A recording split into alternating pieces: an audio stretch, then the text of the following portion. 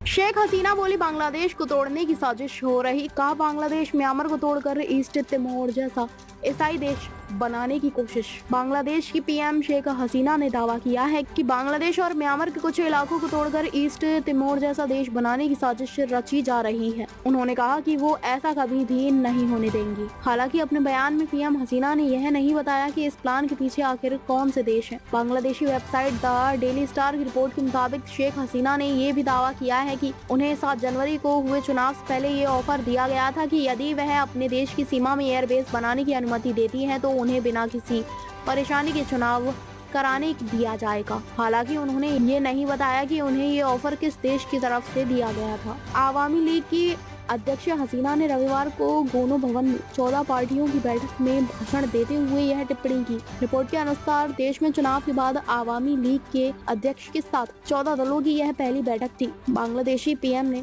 ये जोर देकर कहा कि वह घरेलू और बाहरी दोनों ही मोर्चे पर कड़ी चुनौतियों का सामना कर रही है और उनके खिलाफ साजिश रची जा रही है। पीएम हसीना ने अपने संबोधन में कहा कि ईस्ट तिमोर की तरह बांग्लादेश और म्यांमार के कुछ हिस्सों को लेकर ईसाई देश बनाने की फिराक में है, जिसका आधार बंगाल की खाड़ी में होगा। उन्होंने कहा कि सदियों से बंगाल की खाड़ी और हिंद महासागर के माध्यम से व्यापारिक गतिविधियां होती रही हैं, लेकिन अब कईयों की नज़र इस इलाके पर है। उन्होंने कहा कि इस इलाके में कोई विवाद नहीं है, ना ही कहीं संघर्ष की स्थिति है।